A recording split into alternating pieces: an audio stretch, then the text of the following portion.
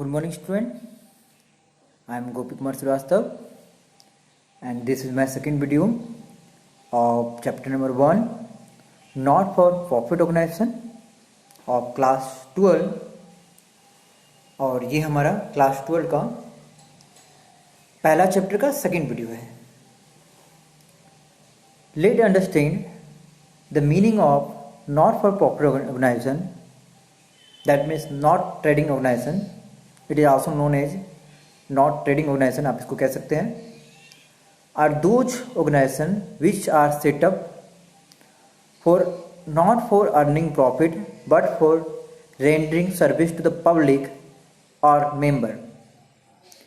ये उस प्रकार के ऑर्गेनाइजेशन होते हैं, उस प्रकार के संस्था होते हैं जो सेटअप होते हैं प्रॉफिट कमाने के लिए नहीं, समाज का भलाई करने के लिए, समाज का सेवा करने के लिए, सर्विस देने के लिए या अपने ही मेंबर को सर्विस देने के लिए. Example are school, hospital, library, society ETC. Not for profit organisation का जो एग्जाम्पल हो गया वो स्कूल हो सकता है, हॉस्पिटल हो सकता है, लाइब्रेरी हो सकता है, सोसाइटी हो सकता है.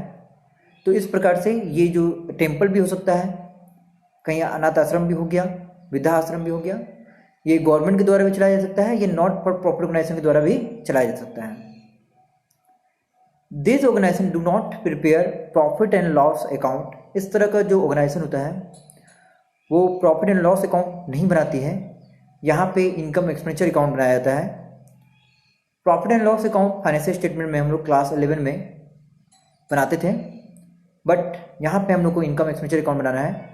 But instead of preparing receipt and payment account and the income expenditure account, यहाँ पे ये कहा गया है कि हम लोग प्रॉफिट एंड लॉस अकाउंट नहीं बनाते हैं. यहाँ पे हम लोग रिसिप्ट एंड पेमेंट अकाउंट या इनकम और एक्सपेंडिचर अकाउंट को क्रिएट करते हैं.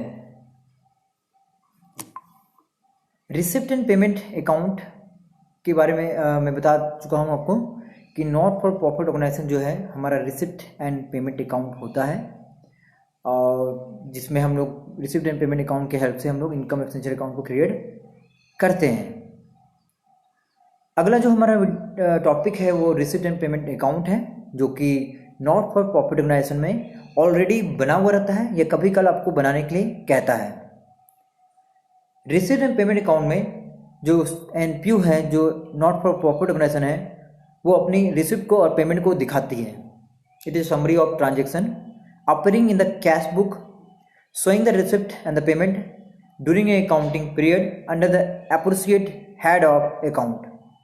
मतलब यहाँ पे ये बताया गया है appropriate head के अनुसार कि कौन सा रेवेन्यू एक्सपेंडिचर है, कौन सा कैपिटल एक्सपेंडिचर है, इसके अनुसार अच्छे से हेड बनाकर रिसिप्ट में पेमेंट अकाउंट में ये दिखाया जाता है कि कौन कौन सा हमारे पास रिसिप्ट हुआ है, किस प्रकार का रिसिप्ट हुआ है, किस तरह का नेचर का रिसिप्ट हुआ या किस तरह का एक्सपेंडिचर हुआ है. मतलब हर बातों को अच्छे से रिसिप्ट एंड पेमेंट अकाउंट में दिखाया जाता है कि संस्था के पास क्या आया, क्या गया. अगला जो टॉपिक है हमारा इनकम एक्सपेंडिचर अकाउंट है. हम लोग रिसिप्ट एंड पेमेंट अकाउंट की हेल्प से इनकम एक्सपेंडिचर अकाउंट बनाते हैं, क्योंकि रिसिप्ट एंड पेमेंट अकाउंट में सिर्फ ये बताया जाता है कि कौन सा आइटम है, किस नेचर का है, किस तरह का अकाउंट है. फिर हम उसको इनकम एक्सपेंडिचर अकाउंट में कन्वर्ट करते हैं. हम दिखाते हैं कि उसमें से कौन सा मेरा एक्सपेंडिचर है, कौन सा मेरा इनकम है. It is an account drawn to show the result of activity of सर्च organisation. It is drawn on the same line as profit and loss account. जिस प्रकार से प्रॉफिट एंड लॉस अकाउंट को हम लोग बनाते थे, उसी प्रकार को हम लोग यहाँ पे इनकम एक्सपेंडिचर अकाउंट को भी बनाते हैं. ठीक है. तो अगर आपने क्लास 11 का फाइनेंशियल स्टेटमेंट को अच्छे से पढ़ा है तो आपके लिए ये बिल्कुल आसान चैप्टर है, आसान थ्योरी भी लगेगा. अगर आप नहीं पढ़े हैं तो आप उस चैप्टर को भी अच्छे से देख लें और आपको फिर उसका ये चैप्टर जो है बहुत ही ईजी लगेगा. चलिए देखते हैं, समझते हैं और भी. फिर आते हैं हम लोग फंड बेस्ड अकाउंटिंग में कि फंड बेस्ड अकाउंटिंग हमारा क्या होता है. If an organisation has establish a fund for the specific purpose और has receive a donation for the specific purpose. मान लीजिए कोई भी फर्म, कोई भी संस्था अगर किसी प्रकार का फंड को कलेक्ट करता है या डोनेशन से फंड बनाता है किसी स्पेसिफिक पर्पज के लिए, तो उस तरह चीज़ों को हम लोग फंड बेस्ड अकाउंटिंग कहते हैं. It is credit to the separate fund account. इसको हम लोग सेपरेट क्रेडिट कर देते हैं, सेपरेट क्रेडिट फंड अकाउंट बनाकर. And expenses relating to the it and the income from it has are debited और credited respectively to the fund. मतलब जितने भी फंड से रिलेटेड खर्चा होगा, इनकम होगा, उसको डेबिट क्रेडिट भी कर देते हैं। Credit balance in the fund account is shown in the liability side.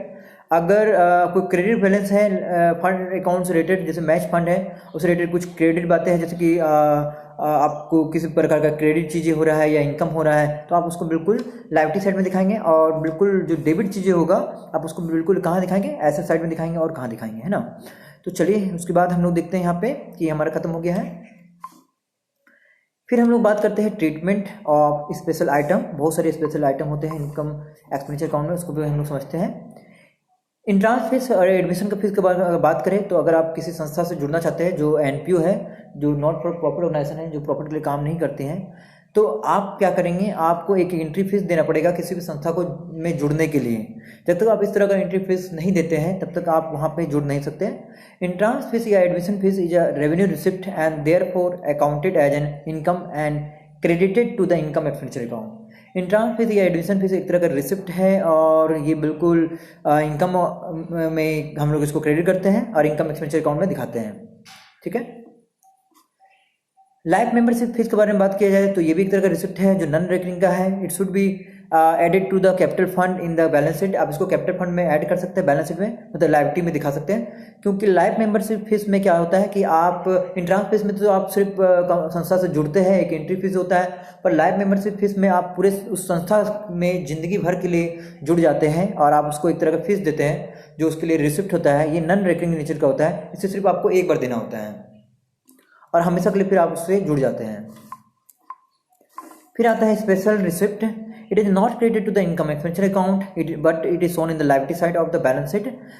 Contribution toward annual dinner expenses incurred against the special receipt written off against balance if any transfer to income expenditure account. मतलब यहाँ पे ये कहा गया है कि अगर किसी प्रकार का ये जो स्पेशल रिसिप्ट होते हैं वो कभी कल इनकम एक्सपेंडिचर अकाउंट में नहीं जाते। जैसे कि मान लीजिए डोनेशन मैं आपको दे रहा हूँ, अगर मैं सिर्फ डोनेशन लिखूँ तो आपको उसको इनकम एक्सपेंडिचर अकाउंट का क्रेडिट साइड में दिखा सकते हैं। बट अगर मैं लिख दूँ कि डोनेशन जो है मैं बिल्डिंग के लिए दे रहा हूँ या प्ले ग्राउंड बनाने के लिए दे रहा हूँ, तो वो एक तरह का स्पेशल रिसिप्ट हो जाता है जिसको हम लोग लायबिलिटी साइड में दिखाते हैं।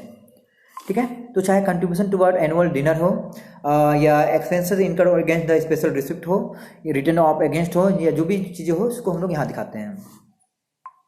उस प्रकार से हमारे पास डोनेशन दो तरह का होता है, एक जनरल डोनेशन होता है, एक को हम लोग स्पेसिफिक डोनेशन कहते हैं।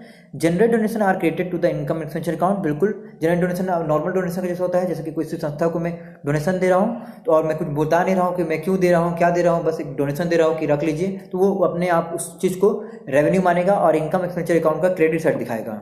पर अगर स्पेसिफिक डोनेशन के बारे में बात करें तो ये एक तरह का लायबिलिटी होता है, क्योंकि यहाँ पे हम मेंशन कर देते हैं कि यहाँ पे जो डोनेशन दे रहे हैं आपको प्लेग्राउंड बनाने के लिए दे रहे हैं, पेविलियन बनाने के लिए दे रहे हैं, तो इस प्रकार से इसको स्पेसिफिक डोनेशन कह सकते हैं।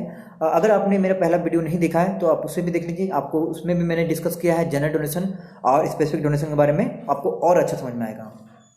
लेगेसी के बारे में बात किया जाए, जब कोई इंसान अपने इच्छा से किसी संस्था को अपना सारा संपत्ति दान कर देता है तो उसको लेगेसी बोलते हैं। तो इस तरह जो संपत्ति अगर संस्था के पास आता है तो वो उसे लेगेसी मानता है, मतलब हमेशा के लिए लायबिलिटी मानता है। Legacy is the amount received as a donation by the not-for-profit organization under the will of deceased person. Deceased मतलब जो मर जाता है।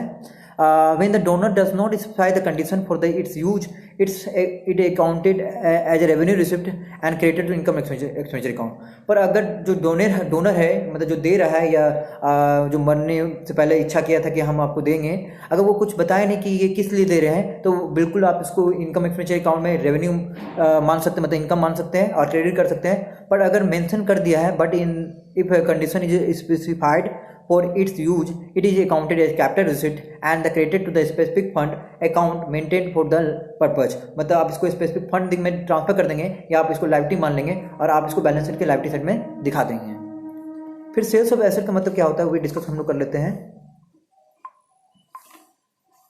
Gain profit on the sales of assets is credited to the income expenditure account. मान लीजिए आपने किसी building को 10,000 की जगह 15,000 बेच दिया, तो 5,000 फायदा को आप बिल्कुल इनकम एक्सपेंडिचर अकाउंट के क्रेडिट साइड में दिखा देंगे और अगर नुकसान हुआ तो डेबिट साइड में दिखा देंगे।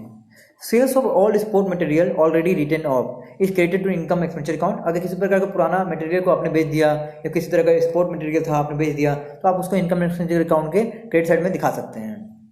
वहीं बात करें सब्सक्रिप्शन के बारे में, तो हम लोग के लिए सब्सक्रिप्शन जो है, जो जिससे मैं आपको बताने जा रहा हूँ कि सब्सक्रिप्शन हमारा क्या है। सब्सक्रिप्शन एक्चुअली में हमारा चंदा होता है।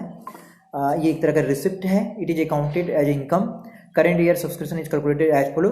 जो इसका कैलकुलेशन है जिसको मैं नेक्स्ट वीडियो में बताऊंगा आपको, बस यहाँ पे ये बताना चाहता हूँ कि हमारा जो सब्सक्रिप्शन एक तरह का इनकम होता है, चंदा होता है, जिस तरह से डोनेशन होता है, चैरिटी होता है, उसी तरह सब्सक्रिप्शन भी होता है। ये भी एक संस्था के लिए एक तरह का इनकम हो गया, और सभी इनकम को जो भी संस्था होता है वो इनकम एक्सपेंडिचर में दिखाता है। ठीक है, so thank you, this video completed. In the next video we discuss more about this chapter.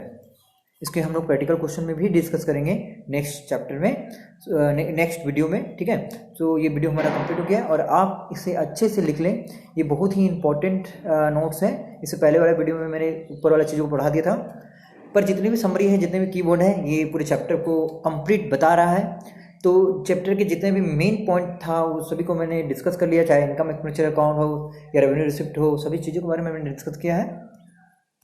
तो आप अच्छे से लिखें और कंप्लीट करें। आपको यहाँ पे बिल्कुल ये जो सब्सक्रिप्शन है उसको आप बस यहीं तक लिखिएगा, ठीक ना, यहाँ तक जो सब्सक्रिप्शन के बारे में लिखा हुआ है, जैसे यहाँ ड्यूरिंग द ईयर तक। बाकी सब कैलकुलेशन जो है उसे मैं नेक्स्ट वीडियो में बताऊँगा कि किस प्रकार से सब्सक्रिप्शन को कैलकुलेट करते हैं।